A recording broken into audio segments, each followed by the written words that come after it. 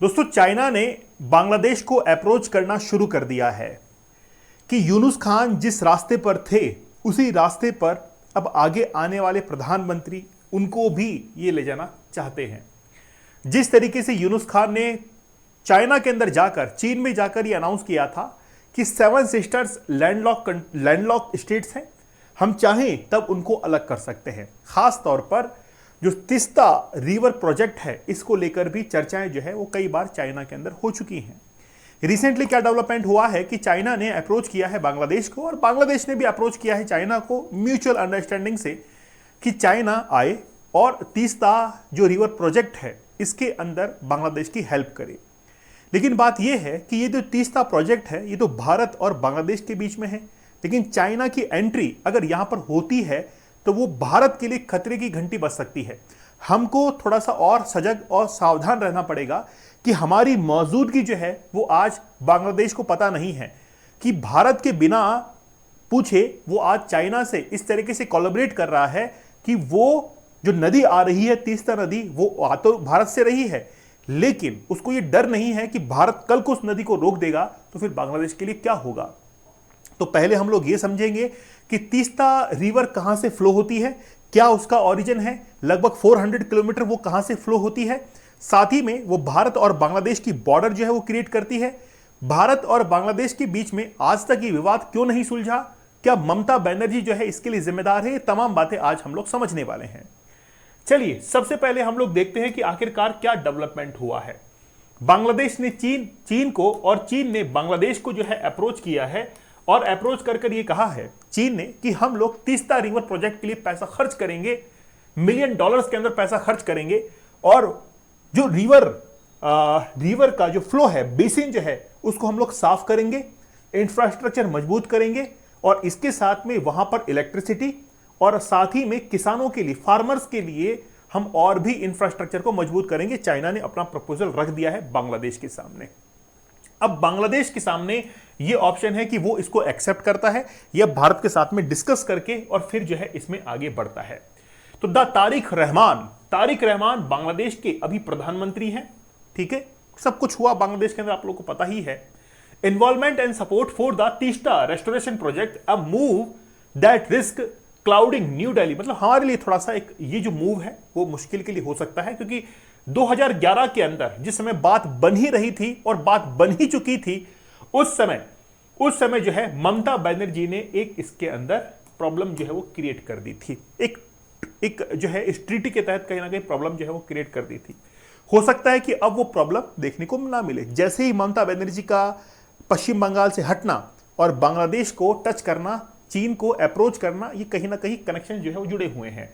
Dhaka has been demanding a greater share of Teesta water, मतलब बांग्लादेश अब ये डिमांड करने लग गया है कि जो 37% हमको जो कंट्रीब्यूशन मिल रहा है उसको बढ़ाया जाए, हमारे लिए वो जो शेयर है उसको और बढ़ाया जाए, which is pending for many reasons. बहुत सारे रीजंस हैं जिसको आज मैं आप लोगों को बताने वाला हूं।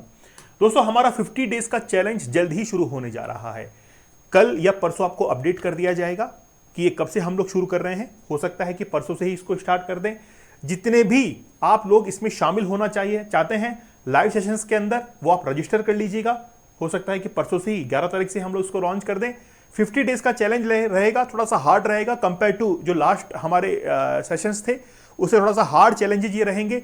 खास बात ये है कि आप अपने फोकस को और कंसंट्रेशन को इंप्रूव कर पाएं, साथ ही के अंदर अपने जो सक्सेस की रेट है उसको आप बढ़ा पाएं। लेकिन जो आपके अंदर हैबिट्स हैं, बैड हैबिट जो है, उनको आपको छोड़ना ही पड़ेगा। सबसे पहले तीस्ता रिवर जो है इसका फ्लो देख लीजिए। तीस्ता रिवर का जो टोटल फ्लो है वो है 414 किलोमीटर, 414 किलोमीटर जो है इसका फ्लो है। सिक्किम से ये ऑरिजिनेट होती है, तोसो यानी कि सो लाम्हो लेक वहां पर है, और वहां पर एक ग्लेशियर का नाम है जिसका नाम है तीस्ता खांगस्ते ग्लेशियर, जो कि लगभग 5300 मीटर ऊंचा है। इस ग्लेशियर से इस नदी का उद्गम होता है। तो ग्लेशियर से हो रहा है, इसका मतलब है कि ये मीठे पानी जो है इसके अंदर रहेगा। ग्लेशियर जो है वो यही रहते हैं। ये फ्लो करती है, बहुत सारे जो ओरिजिन है वो इसके बीच में आते हैं। ये फ्लो करती हुई सिलीगुड़ी पहुंचती है, जहां पर सिलीगुड़ी कॉरिडोर है। वहीं से ही इसके रुख जो है वो बदलना शुरू होते हैं। जलपाईगुड़ी से होते हुए और रंगपुर के बाद में फिर यहां पर जो है वो प्रोजेक्ट्स यहां पर बने हुए हैं। जैसे आप लोग देख सकते हैं कि यहां पर जो है वो गोजाला दोबा बैराज यहां पर बना हुआ है, छोटा सा बांध बना हुआ है, दुआनी बैराज यहां पर बना हुआ है, और उसके बाद में ये जो है वो कहां पर चल जाती है, वो बंगाल की खाड़ी के अंदर बे ऑफ बंगाल में जाकर गिर जाती है। तो बांग्लादेश के एरिया को ये कवर करती है, लेकिन वेस्ट बंगाल जो है उसको भी यहां पर टच करती है। तो पश्चिम बंगाल, बांग्लादेश, ये दोनों जो है यहां पर इस नदी को शेयर करते हैं, ठीक है ना। अब एक्चुअली में क्या है, और ओरिजिन जो है मैंने आपको बता दिया है, सिक्किम से ग्लेशियर जो है नॉर्थ सिक्किम से इस नदी का उद्गम होता है, ये लेक इसकी है, ओके। ये सारा ग्लेशियर्स वगैरह आपको याद रखने हैं, ठीक है, ये सब कुछ आपको पता होना चाहिए। अब क्या है कि इसके ऊपर एक तीस्ता बैराज भी बना हुआ है। ये जो बैराज है यही सबसे इंपॉर्टेंट आज है। इस बैराज के अंदर जो पानी आएगा वो कहां से आएगा, तीस्ता रिवर का आएगा। कितना आएगा, मान लीजिए मौसम बदल गया है, कोई चेंजेस हो गए हैं, बारिश कम हुई है, ग्लेशियर से पानी कम आया है, या फिर बांग्लादेश का जो शेयर है इसको भी हमने होल्ड किया है, बढ़ा नहीं रहे। तो बांग्लादेश के लिए यही प्रॉब्लम है, बांग्लादेश कहता है कि भाई हमारे लिए बढ़ाइए इसको, तीसरा जो प्रोजेक्ट है इसका पानी जो है वो हमारे लिए बढ़ा दीजिए। ये पूरा का पूरा डैम है, तीसरा प्रोजेक्ट जो है वो आप लोग देख सकते हैं। इस तरीके से चाइना ने कहा है कि हम लोग ये कर देंगे, वो कर देंगे, यू रॉकेट जाएगा, यूं करेगा, वैसे कर देंगे, ऐसे कर देंगे, सब कुछ चाइना ने जो है सपने दिखा दिए हैं आज बांग्लादेश को। इतना पैसा खर्च करेंगे कि इसकी तलहटी के अंदर, मतलब इसकी जो बिल्कुल बॉटम है वहां पर जितनी भी गाद जमा है, गंदगी जमा है, इसको हम लोग बाहर निकालेंगे ताकि इसकी जो ग्राउंड्स हैं वो क्लियर होंगे। अब बेसिकली बात यह है कि आखिरकार तीस्ता को लेकर प्रॉब्लम्स क्या थी, मतलब इतने सारे बैराज क्यों बनाए गए, क्योंकि इसमें आए दिन बाढ़ आती रहती थी, बाढ़ आती थी, किसानों की फसलों को नुकसान होता था, बहुत सारे लोग जो है डिस्प्लेस यहां से होते थे, इसीलिए प्रोजेक्ट जो है इसको आगे बढ़ाया गया। लेकिन आखिरकार भारत और बांग्लादेश के बीच में विवाद क्या है। भारत यानी कि भारत बांग्लादेश के बीच में बांग्लादेश तीस्ता नदी के पानी का 50% हिस्सा जो है वो चाहता है, मतलब इसका मतलब है नहीं उसके पास में 50%, तो 50% हिस्सा चाहता है। खासकर शुष्क मौसम के दौरान जब नदी का प्रवाह काफी कम हो जाता है, यह पानी बांग्लादेश में सिंचाई, मछली पालन और पीने के लिए महत्वपूर्ण है। अब बात यह है कि भारत ने बांग्लादेश के लिए 37.5% और भारत के लिए 42.5% जो है इसका प्रस्ताव रखा है, और बाकी ये भी कहा कि जो 20% पानी है वो हम लोग एनवायरमेंट के लिए रखेंगे। लेकिन बांग्लादेश को इस पे ही अड़चन है। बांग्लादेश कहता है कि जब हम लोग शेयर करेंगे तो बराबर करेंगे, अगर तुम्हारा 42 है तो हमारा भी 42 होना चाहिए, बाकी बचा हुआ रख दो फिर उसके लिए, एनवायरमेंट के लिए। लेकिन बांग्लादेश कहता है कि हमारा जो शेयर है वो 50% कर दो, क्योंकि हमारे देश के अंदर शुष्क मौसम होता है, हमारे वहां पे मछली पालन, मतलब हम लोग इसके ऊपर डिपेंड है, कंपेयर टू आपसे ज्यादा हम लोग डिपेंड करते हैं इस नदी के ऊपर। तो भारत ने पश्चिम बंगाल में सिंचाई के लिए नहरें जो है बनाने की योजना बनाई है। बांग्लादेश का कहना है कि इससे उसके क्षेत्र में नदी का प्रवाह कम हो जाएगा। मतलब हमने कहा है कि हम लोग इससे अलग अलग कैनाल्स निकालेंगे। जैसे आप लोग को पता होगा सतलुज रिवर है, तो सतलुज रिवर जो है वो बहती हुई कहां पर जाती है, पाकिस्तान के अंदर जाती है, ठीक है। अब राजस्थान के, पश्चिमी राजस्थान के अंदर पानी की कमी है, जहां पर थार डेजर्ट है, जैसलमेर की गर्मियां हैं, चिलचिलाती लू जो है वहां पे चलती है ना, धूप गिरती है तो भयंकर गर्मी रहती है, तो वहां पर पानी की जरूरत पड़ेगी। इसीलिए हमने इंदिरा गांधी जो कैनाल है उसको वहां से निकाला, तो सतलुज से हमने वहां से कैनाल निकाल दी ताकि पश्चिमी राजस्थान के अंदर सिंचाई सुविधाएं बढ़ाई जा सके, वहां पर फसलें जो है वो आसानी से हो सके। और उसका रिजल्ट आज ये है कि पश्चिमी राजस्थान एक ऐसा प्रदेश बन चुका है जहां से थार का डेजर्ट होते हुए भी बहुत सारी फसलें जो हैं, खासतौर पर मूंगफली जैसे फसलें जो हैं वो वहां पर, पीनट्स वगैरह काफी होते हैं। और आपको पता होगा कि बाड़मेर, जैसलमेर, वहां पर बहुत सारे गैस के कुएं, तेल के कुएं जो है, रिफाइनरीज वहां पर चल रही हैं, तो डेवलपमेंट तो हुआ ही है। अब बात यह है कि जैसे हमने नहरें वहां से निकाली, तो बांग्लादेश का यह कहना था भाई इससे हमारे जो नदी है उसके अंदर प्रवाह जो है पानी का वो कम हो जाएगा, जिससे हमारे एनवायरमेंट को नुकसान पहुंचेगा। ठीक है, भारत ने समझा उसका दर्द, लेकिन भारत का दर्द कौन समझेगा। भारत का दर्द यह था कि जैसे ही चाइना अगर यहां पर इस प्रोजेक्ट में इन्वेस्ट करता है, तो वहां पर इंजीनियर की वेशभूषा के अंदर अगर कोई स्पाई आता है या कोई जासूस आता है तो हमको कैसे पता लगेगा। आप मुझे बताइए, सिलीगुड़ी कॉरिडोर पर कितनी हलचलें हो रही थी, पाकिस्तान के आईएसआई एजेंट बार बार यहां पर आकर निगरानी कर रहे थे, तो हमारे लिए तो प्रॉब्लम थी ही।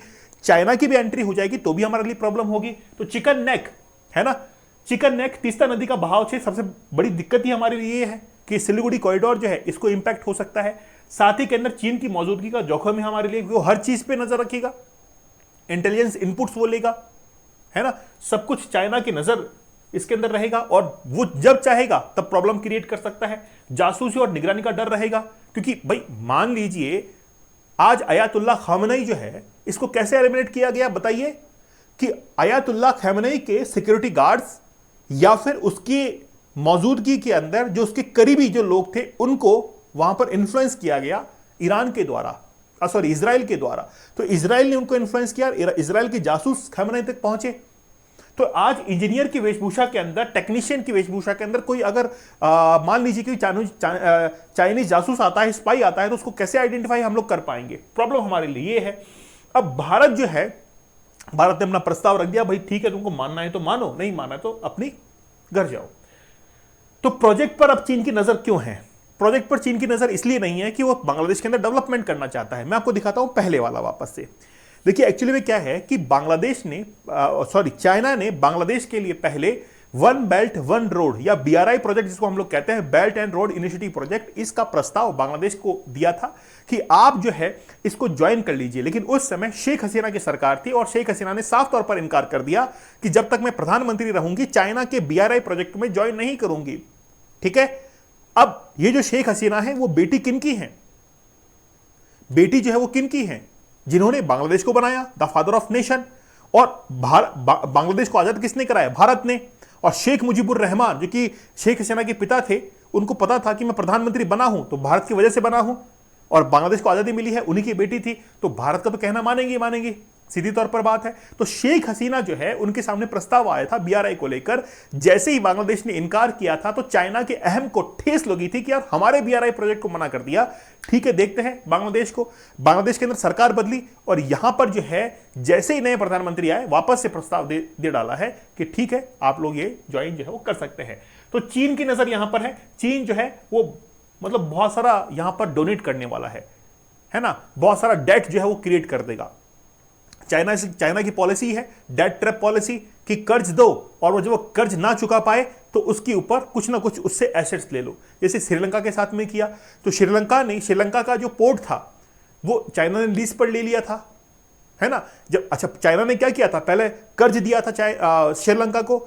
जब श्रीलंका चुका नहीं पाया तो चाइना ने कहा कि ठीक है आप पैसा नहीं चुका पाएंगे तो एक काम करो, तुम्हारा पोर्ट जो है हमको दे दो 99 ईयर्स लीज के लिए, हम इसको काम में लेंगे और अपना पैसा वसूल कर लेंगे। ममता बनर्जी की बात करें, ममता बनर्जी 2011 के अंदर जिस समय तीस्ता प्रोजेक्ट का सॉल्यूशन हो रहा था, ममता बनर्जी ने क्या कहा था?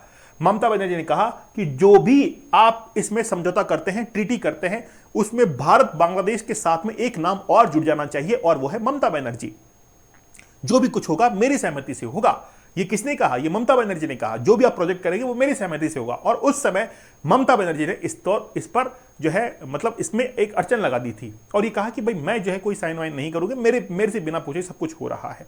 ठीक है, भारत ने बांग्लादेश और बांग्लादेश ने भारत के साथ में सहमति जाहिर कर ली थी, लेकिन ममता बनर्जी ने वहां पर अड़चन लगा दी थी। अब ममता बनर्जी भी नहीं रही। इसका मतलब यह है कि भारत, ममता बनर्जी नहीं रही लेकिन बांग्लादेश के अंदर सरकार चली गई। अगर बांग्लादेश के अंदर शेख हसीना होती तो इजीली इंडिया और बांग्लादेश के बीच में समझौता हो ही जाता, लेकिन अब बांग्लादेश की सरकार बदल गई, वापस से प्रॉब्लम एक क्रिएट हो गई और बांग्लादेश ने चाइना के साथ में हाथ मिला लिया है। अब देखना यह होगा कि बांग्लादेश के साथ में हम लोग जो बॉर्डर है जो शेयर करते हैं, पहले तो अवैध प्रवासी जो हमारे भारत के अंदर आए हुए हैं उनको रवाना करो, वहां से जाओ बांग्लादेश के अंदर, वापस से फेंसिंग कर दी जाए, पूरी की पूरी बॉर्डर को सील कर दिया जाए। जितना भी ड्रग माफिया इंडिया के अंदर जितना भी प्रोडक्ट डाल रहा है, खासतौर पर सोने की तस्करी वहां से हो रही है, तो ये बॉर्डर जो है वो सील कर दी जाए। उसके बाद में हम लोग देखेंगे कि क्या करना है बांग्लादेश के साथ में, क्योंकि अगर हुक्का पानी रोक दिया जाएगा तो बांग्लादेश अपने आप ठिकाने पर आ जाएगा। भारत के साथ में इसको बनाकर रखनी पड़ेगी क्योंकि तीनों तरफ से ये भारत से घिरा हुआ है। खैर ममता बनर्जी जो है वो अपना जाने, अब सरकार जो है काफी कुछ बदल चुकी है। खासतौर पर ममता बनर्जी का ये भी कहना था कि ये फर्रक्का बैराज है ना, जो कि हुगली नदी पर बना हुआ है, ये भी थोड़ा सा उनका एक इशू था। खैर वो कंसर्न ही अब जो है वो जा चुके हैं। दोस्तों 50 डेज का हार्ड चैलेंज बड़ा जबरदस्त है, आप इसको ज्वाइन कीजिएगा। हम लोग परसों से ही इसको शुरू करने वाले हैं, आपको और अनाउंस कर दिया जाएगा, आप लोग ज्वाइन कीजिएगा। ऐसे लोग ज्वाइन करना जिनके अंदर विल पावर हो, उनको लगता है कि 50 डेज तक हम लोग रूल्स एंड रेगुलेशंस को फॉलो कर सकते हैं। साथ ही के अंदर 75 डेज का हार्ड चैलेंज, 175 डेज का हार्ड चैलेंज आप लोग जरूर ज्वाइन कीजिएगा। ठीक है, लाइव सेशन हम लोग लेने वाले हैं, तैयार हो जाइए उसके लिए। दीपक इंदौरा ऑफिशियल टेलीग्राम चैनल पर जरूर ज्वाइन कर लीजिएगा। तो मिलते हैं आप लोगों से नेक्स्ट सेशन के अंदर, तब तक धन्यवाद, थैंक यू, जय हिंद।